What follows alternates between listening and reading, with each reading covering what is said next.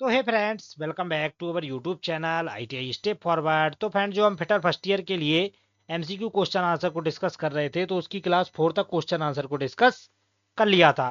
तो ये हमारी क्लास नंबर 5 है। तो इससे पहले अगर आपने बाकी के 4 वीडियोस को नहीं देखा है तो चैनल की प्ले लिस्ट पर जाकर आप उन वीडियोस को देख सकते हैं। और फ्रेंड्स, हमने इसका टेलीग्राम चैनल का मतलब डिस्क्रिप्शन में इसका लिंक दिया है, तो आप टेलीग्राम चैनल को ज्वाइन करके ये PDF प्राप्त कर सकते हैं। तो आइए शुरू करते हैं बिना किसी देरी के। क्वेश्चन नंबर 151 हमारा क्या बोल रहा है? 151 नंबर क्वेश्चन बोल रहा है, what is the purpose of crowning on the cutting edge of chisel? छेनी की धार पर क्राउनिंग का उद्देश्य क्या है? जो हमारी चीजल की धार वगैरह रहती है तो उस पर जो हमारा क्राउनिंग रहता है, तो क्राउनिंग का उद्देश्य क्या रहता है? तो ऑप्शन ए क्या बोल रहा है? छेनी की फिसलन को रोके। ऑप्शन बी क्या बोल रहा है? कोनों की खुदाई को रोके। ऑप्शन सी क्या बोला है? छेनी को सीधी रेखा पर स्वतंत्र रूप से मूव करने की अनुमति दे। ऑप्शन डी क्या बोला है? कटिंग एज को कार्य में घुसने दे। तो जो हमारा क्वेश्चन नंबर 151 है, 151 का करेक्ट आंसर हो जाएगा ऑप्शन नंबर बी, कोनों की खुदाई को रोके। तो छेनी की धार पर क्राउनिंग का उद्देश्य क्या रहता है? कोनों की खुदाई को रोकना। आगे बढ़ते हैं नेक्स्ट क्वेश्चन की ओर। क्वेश्चन नंबर 152 क्या बोल रहा है? 152 नंबर क्वेश्चन बोल रहा है, how to prevent the tool rubbing against the work surface in metal cutting process? धातु काटने की प्रक्रिया में टूल को वर्क सरफेस से रगड़ने को कैसे रोकें? ऑप्शन ए क्या बोल रहा है? लिप कोण को घटाकर। ऑप्शन डी क्या बोल रहा है? रैक कोण को बढ़ाकर। ऑप्शन जी क्या बोल रहा है? क्लीयरेंस कोण को बढ़ाकर। ऑप्शन डी क्या बोल रहा है? टूल बेच कोण को घटाकर। तो फ्रेंड, जो हमारा क्वेश्चन नंबर 152 है, 152 का करेक्ट आंसर हो जाएगा ऑप्शन नंबर सी, क्लीयरेंस कोण को बढ़ाकर। तो धातु की काटने की प्रक्रिया में जो टूल की वर्क सरफेस को रगड़ने से बचाने के लिए हम कैसे रोक सकते हैं? तो क्लीयरेंस कोण को बढ़ाकर हम उसको रोक सकते हैं। आगे बढ़ते हैं नेक्स्ट क्वेश्चन की। क्वेश्चन नंबर 153 क्या बोल रहा है? बोल रहा है, name the property of metal that withstand shock और इम्पैक्ट? धातु की उस प्रॉपर्टी का नाम बताइए जो शॉक या इम्पैक्ट को सहन कर सके। तो ऑप्शन ए बोला है टेनासिटी। ऑप्शन बी क्या बोल रहा है? हार्डनेस। ऑप्शन सी क्या बोल रहा है? ब्रिटलनेस। ऑप्शन डी क्या बोल रहा है? टफनेस। तो फ्रेंड, जो हमारा क्वेश्चन नंबर 153 है, 153 का करेक्ट आंसर हो जाएगा ऑप्शन नंबर डी। जो हमारा टफनेस रहता है तो वो हमारा क्या करता है? शॉक और इम्पैक्ट को सहन कर लेता है। आगे बढ़ते हैं नेक्स्ट क्वेश्चन की। क्वेश्चन नंबर 154 क्या बोल रहा है? बोल रहा है, which part is the measuring face fitted to the frame of outside micrometer? कौन सा पार्ट मेजरिंग फेस है जो बाहरी माइक्रोमीटर के फ्रेम में फिट होता है? तो ऑप्शन ए बोला एनविल। ऑप्शन डी बोला वेरल। ऑप्शन सी बोला स्पिंडल। और ऑप्शन डी बोला रेचेट स्टॉप। तो फ्रेंड, जो हमारा क्वेश्चन नंबर 154 है, 154 का करेक्ट आंसर क्या हो जाएगा? क्वेश्चन नंबर 154 का हमारा करेक्ट आंसर हो जाएगा ऑप्शन नंबर, क्या हो जाएगा फ्रेंड्स? 154 का 154 का करेक्ट आंसर हो जाएगा ऑप्शन नंबर ए, एनविल। तो कौन सा पार्ट मेजरिंग फेस है जो माइक्रोमीटर के फ्रेम में फिट रहता है? तो वो रहता है हमारा एनविल। आगे बढ़ते हैं नेक्स्ट क्वेश्चन की। क्वेश्चन नंबर 155 क्या बोल रहा है? बोला, what is the name of micrometer? इस माइक्रोमीटर का नाम क्या है? ये जो माइक्रोमीटर हमें दर्शाया गया है, इस माइक्रोमीटर का नाम क्या है? तो आप सभी को देखकर ही समझ में आ गया होगा ये हमारा कौन सा माइक्रोमीटर है। तो ये हमारे डेप्थ माइक्रोमीटर को दर्शाता है। आगे बढ़ते हैं नेक्स्ट क्वेश्चन की। क्वेश्चन नंबर 156 क्या बोल रहा है? बोल रहा है, how the drill chucks are held on the machine spindle? Machine spindle पर ड्रिल चक को कैसे पकड़ा जाता है? जो हमारा मशीन स्पिंडल रहता है तो उस पर जो हमारे ड्रिलचक वगैरह रहते हैं तो वो कैसे पकड़े जाते हैं? तो ऑप्शन ए बोला है आर्बर द्वारा। ऑप्शन डी बोला है सॉकेट द्वारा। ऑप्शन सी बोला है स्लीप द्वारा। ऑप्शन डी बोला है विशेष क्लैंप द्वारा। तो फ्रेंड, जो हमारा क्वेश्चन नंबर 156 है, इसका करेक्ट आंसर हो जाएगा ऑप्शन नंबर ए, मशीन स्पिंडल पर ड्रिलचक को कैसे पकड़ते हैं? तो उसको हम आर्बर द्वारा पकड़ते हैं। आगे बढ़ते हैं नेक्स्ट क्वेश्चन की ओर। क्वेश्चन नंबर 157 क्या बोल रहा है? बोल रहा है, which drilling machine the spindle head is moved towards और अवे फ्रॉम द कॉलम? कौन सी ड्रिलिंग मशीन में स्पिंडल हेड को कॉलम के पास और दूर करा जाता है? तो कौन सी हमारी ऐसी ड्रिलिंग मशीन है जिसमें स्पिंडल हेड को कॉलम के पास और दूर कर सकते हैं? तो ऑप्शन ए बोला है pillar drilling machine. Option B बोला है gang drilling machine. Option C बोला है radial drilling machine. Option D बोला है सेंसिटिव बेंच ड्रिलिंग मशीन। तो फ्रेंड, जो हमारा क्वेश्चन नंबर 157 है, 157 का करेक्ट आंसर हो जाएगा ऑप्शन नंबर सी, जो हमारी रेडियल ड्रिलिंग मशीन रहती है तो उसमें हम क्या करते हैं? स्पिंडल हेड को कॉलम के पास और दूर ले जा सकते हैं। आगे बढ़ते हैं नेक्स्ट क्वेश्चन की। क्वेश्चन नंबर 158 क्या बोल रहा है? बोल रहा है, which type of screw thread are rounded at the crest and root? किस स्क्रू थ्रेड में क्रेस्ट और रूट को राउंड किया जाता है? मतलब कौन सी हमारी थ्रेड है, स्क्रू थ्रेड है जिसमें क्रेस्ट और रूट को राउंड किया जाता है? तो ऑप्शन ई बोला है BA थ्रेड, ऑप्शन ई बोला है BSF थ्रेड, ऑप्शन सी बोला है BSW थ्रेड, ऑप्शन डी बोला है एक्मी थ्रेड। तो जो हमारा क्वेश्चन नंबर 158 है, 158 का करेक्ट आंसर हो जाएगा ऑप्शन नंबर सी। जो हमारी BSW थ्रेड रहती है तो उसमें क्रेस्ट और रूट को राउंड किया जाता है। आगे बढ़ते हैं नेक्स्ट क्वेश्चन की और क्वेश्चन नंबर 159 क्या बोल रहा है? बोला है what is the name of tap wrench, इस टैप रेंच का नाम क्या है? ऑप्शन ए क्या बोला है? Box type tap wrench, option B बोला है solid type tap wrench, option C बोला है T handle tap wrench, option D बोला है एडजस्टेबल टैप रेंच। तो जो हमारा क्वेश्चन नंबर 159 है इसका करेक्ट आंसर हो जाएगा ऑप्शन नंबर बी। ये हमारे कौन से टैप रेंच को दर्शाता है? तो ये हमारे सॉलिड टैप रेंच को दर्शाता है। आगे बढ़ते हैं नेक्स्ट क्वेश्चन की ओर। क्वेश्चन नंबर 160 क्या बोल रहा है? 160 नंबर क्वेश्चन बोल रहा है what is the formula to calculate trap drill size, trap drill size की गणना करने का सूत्र क्या है? जो हमारा ट्रैप ड्रिल साइज रहता है तो उसकी गणना करने के लिए हम किस सूत्र का यूज करेंगे? तो ऑप्शन ए क्या बोल रहा है? टैप ड्रिल साइज बराबर मेजर डाया माइनस 2 गुणा गहराई, ऑप्शन डी क्या बोला है? टैप ड्रिल साइज बराबर मेजर डाया प्लस 2 गुणा गहराई, ऑप्शन सी क्या बोल रहा है? टैप ड्रिल साइज बराबर मेजर डाया माइनस 2 प्लस गहराई, ऑप्शन डी क्या बोला है? टैप ड्रिल साइज बराबर मेजर डाया प्लस 2 प्लस गहराई। तो फ्रेंड जो हमारा क्वेश्चन नंबर 160 है, 160 का करेक्ट आंसर हो जाएगा हमारा ऑप्शन नंबर ए। टैप ड्रिल साइज बराबर मेजर डाया माइनस 2 गुणा डेप्थ, ये हमारे किसको दर्शाता है? टैप ड्रिल साइज की गणना करने हेतु सूत्र को दर्शाता है। आगे बढ़ते हैं नेक्स्ट क्वेश्चन की। क्वेश्चन नंबर 161 क्या बोल रहा है? 161 नंबर क्वेश्चन बोल रहा है which activity cause excessive wear and chattering of drill bit while drilling, कौन सी गतिविधि ड्रिलिंग करते समय ड्रिल बिट के अत्यधिक घिसना और आवाज करने का कारण बनती है? मतलब कौन सा ऐसा ऑपरेशन है या कौन सी ऐसी फीड वगैरह है जिसके द्वारा हमारा जो ड्रिल रहता है वो बहुत जल्दी घिस जाता है? तो ऑप्शन ए क्या बोल रहा है? बहुत तेज फीड दर, ऑप्शन ई क्या बोल रहा है? बहुत धीमी गति से फीड दर, ऑप्शन सी क्या बोल रहा है? अधिक काटने की गति, ऑप्शन डी बोला है बहुत धीमी स्पिंडल स्पीड। तो फ्रेंड जो हमारा क्वेश्चन नंबर 161 है, 161 का हमारा करेक्ट आंसर क्या हो जाएगा? Option number B, too slow feed rate, बहुत धीमी गति से फीड। अगर हम बहुत धीमी गति से फीड देंगे तो हमारा जो ड्रिल रहेगा वो बहुत जल्दी घिस जाएगा। आगे बढ़ते हैं नेक्स्ट क्वेश्चन की। क्वेश्चन नंबर 162 क्या बोल रहा है? 162 नंबर क्वेश्चन बोल रहा है what is the reading of vernier caliper with inch graduation, जो हमारा वर्नियर कैलिपर है तो इसमें जो इंच ग्रेजुएशन में रीडिंग दर्शाई गई है वो कितनी रीडिंग दर्शाई गई है? तो फ्रेंड जो हमारा क्वेश्चन नंबर 162 है इसका मैं आपको डायरेक्ट आंसर बता दे रहा हूँ। इसका करेक्ट आंसर होगा ऑप्शन नंबर बी, 1.459। आगे बढ़ते हैं नेक्स्ट क्वेश्चन की ओर। क्वेश्चन नंबर 163 क्या बोल रहा है? बोल रहा है which part of combination set is used to mark and check angle of 90 and 45 degree, combination set के किस भाग का उपयोग 90 डिग्री और 45 डिग्री के कोण को चिन्हित और जांचने के लिए किया जाता है?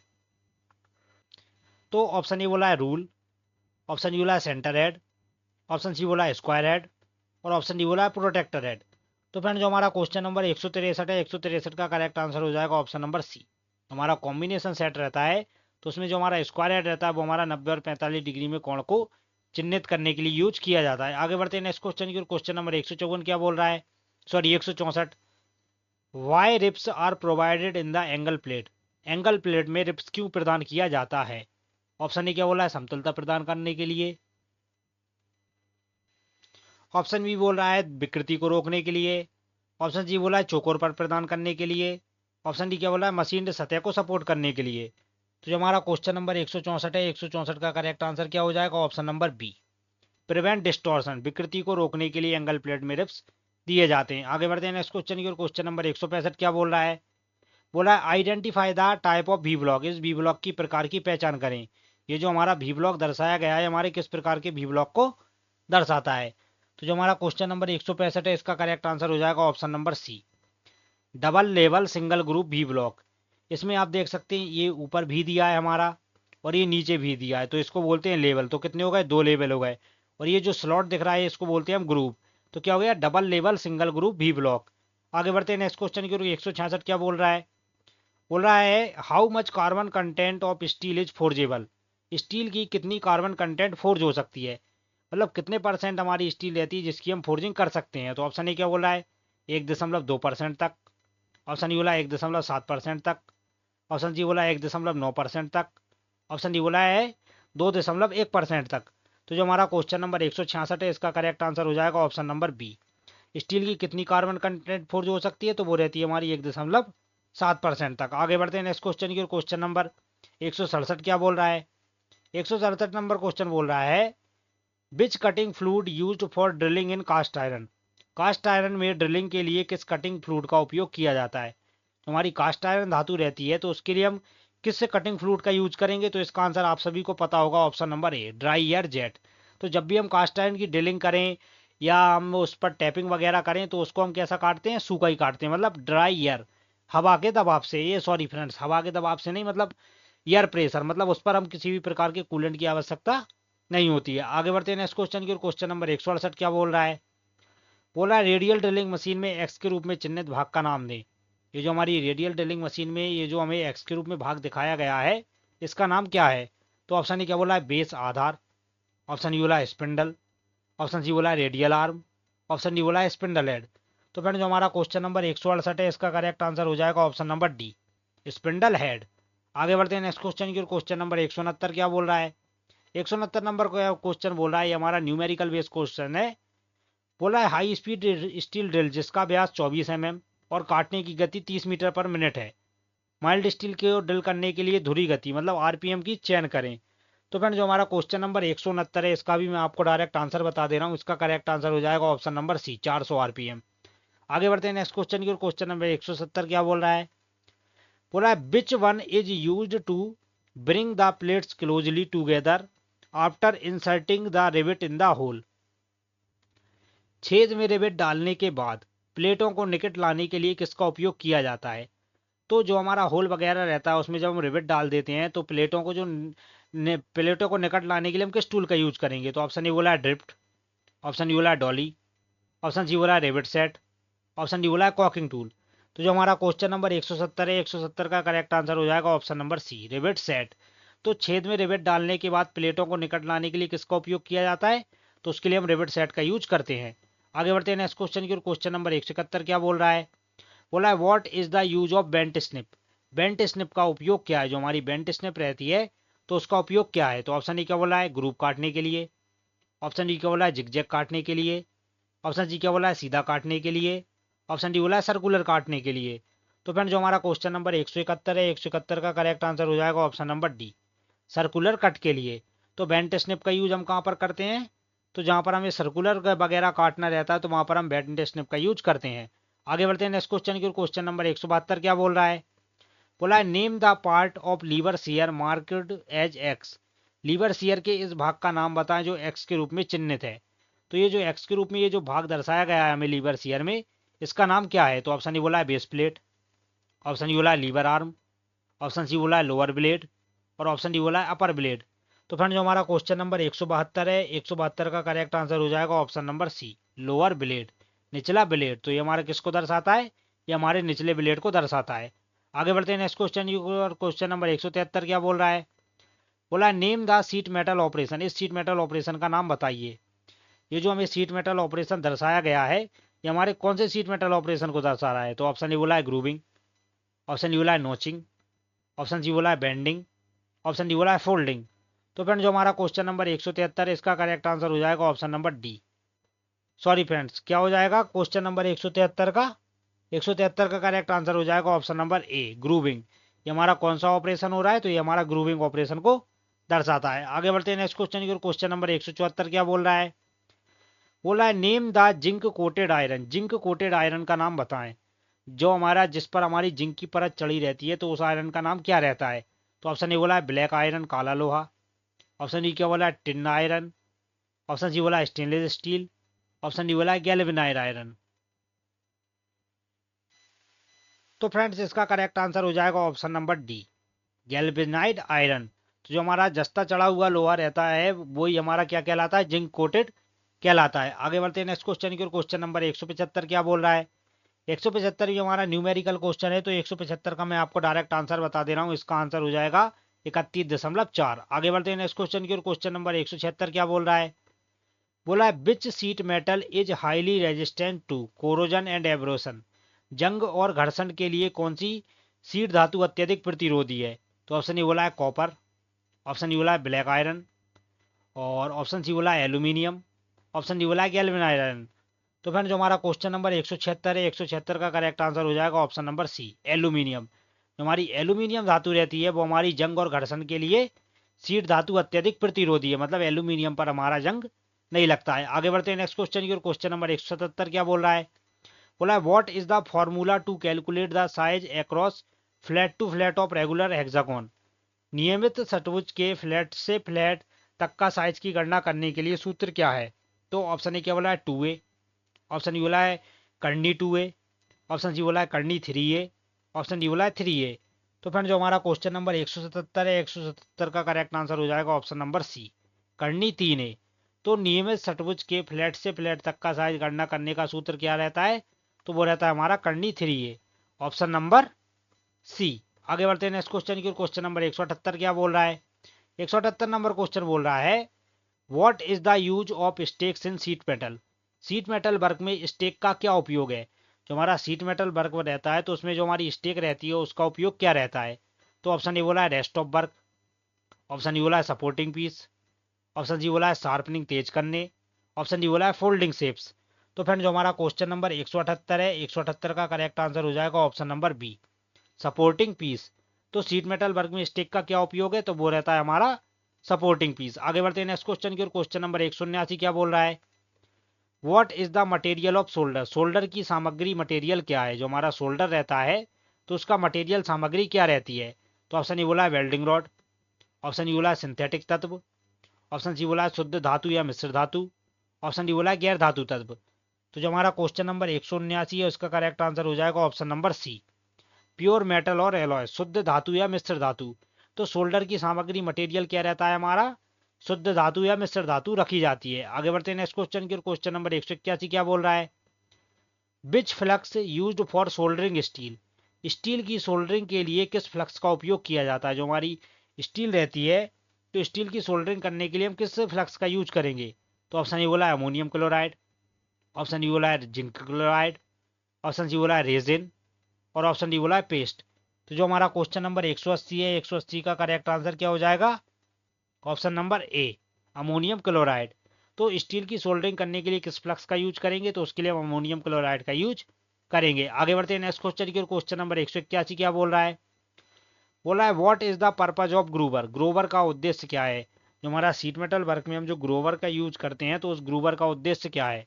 तो ऑप्शन ए क्या बोला है रिलीजिंग ऑफ सीम, सीम को रिलीज करना, ऑप्शन ई क्या बोला है C1 को कंप्रेस करना, ऑप्शन जी क्या बोला है सीम को क्लोज और लॉक करना, और ऑप्शन डी बोला है सीम को ऑपरेशन के दौरान स्ट्रेस से राहत। तो जो हमारा क्वेश्चन नंबर 181 है इसका करेक्ट आंसर हमारा हो जाएगा option number C, closing and locking of seam, seam को क्लोज और लॉक करना ही हमारे ग्रूवर का उद्देश्य रहता है। आगे बढ़ते हैं नेक्स्ट क्वेश्चन की। क्वेश्चन नंबर 182 क्या बोल रहा है? बोला है what is the material used to manufacture rivets. Rivet के निर्माण के लिए उपयोग की जाने वाली सामग्री क्या है? जो हमारी रिवेट रहती है तो रिवेट के लिए हम जो सामग्री का यूज करते हैं तो वो कौन सी रहती है? तो ऑप्शन ए बोला है रबर, ऑप्शन डी बोला है सिंथेटिक, ऑप्शन सी बोला है हार्डनेड स्टील, ऑप्शन डी बोला है माइल्ड स्टील। तो जो हमारा क्वेश्चन नंबर 182 है, 182 का करेक्ट आंसर हो जाएगा option number D, mild steel. तो रिवेट के निर्माण के लिए हमको उपयोग की जाने वाली सामग्री रहती है वो हमारी माइल्ड स्टील रहती है। आगे बढ़ते हैं नेक्स्ट क्वेश्चन की। क्वेश्चन नंबर 183 क्या बोल रहा है? Name the part marked as X in a rivet. एक रिवेट में एक्स के रूप में चिन्हित भाग का नाम क्या है? ये जो रिवेट हमें दर्शाई गई है इसमें एक्स के रूप में जो चिन्हित भाग है इसका नाम क्या है? तो ऑप्शन ए बोला है टेल, ऑप्शन डी बोला है बॉडी, ऑप्शन सी बोला है हेड, और ऑप्शन डी बोला है डायमीटर। तो जो हमारा क्वेश्चन नंबर 183 इसका करेक्ट आंसर हो जाएगा ऑप्शन नंबर बी, ये हमारा किसको दर्शाता है? तो हमारे बॉडी को दर्शाता है। आगे बढ़ते हैं नेक्स्ट क्वेश्चन की। क्वेश्चन नंबर 184 क्या बोल रहा है? बोला है which is the operation of covering area of the metal with molten solder. पिघला हुआ शोल्डर के साथ धातु के क्षेत्र को कवर करने वाला ऑपरेशन का नाम क्या है? ऑप्शन ए बोला है पिकलिंग, ऑप्शन डी बोला है स्वेगिंग, ऑप्शन सी बोला है सीमिंग, और ऑप्शन डी बोला है टेनिंग। तो जो हमारा क्वेश्चन नंबर 184 है, 184 का करेक्ट आंसर हो जाएगा ऑप्शन नंबर डी, पिघला हुआ शोल्डर के साथ धातु के क्षेत्र को कवर करने वाला ऑपरेशन रहता है हमारा टेनिंग। आगे बढ़ते हैं नेक्स्ट क्वेश्चन की जो कि हमारी वीडियो का लास्ट क्वेश्चन है, और क्वेश्चन नंबर 185 क्या बोल रहा है? Which rivet is used in heavy structural work. भारी संरचनात्मक कार्य में किस रिवेट का उपयोग किया जाता है? ऑप्शन ए बोला है पेनेट रिवेट, ऑप्शन बी बोला है snap head rivet, option C बोला है काउंटर संक रिवेट, और ऑप्शन डी बोला है कोनिकल हेड रिवेट। तो जो हमारा क्वेश्चन नंबर 185 है, 185 का करेक्ट आंसर हो जाएगा option number A, pan head rivet. तो भारी संरचनात्मक कार्य में किस रिवेट का यूज करते हैं? तो वहां पर हम पेन हेड रिवेट का यूज करते हैं। तो फ्रेंड्स ये थे हमारी वीडियो के 35 क्वेश्चन। अगर आपको वीडियो पसंद आता है तो वीडियो को लाइक कर दें। तो फ्रेंड मिलते हैं इसके नेक्स्ट पार्ट में, तब तक के लिए जय हिंद।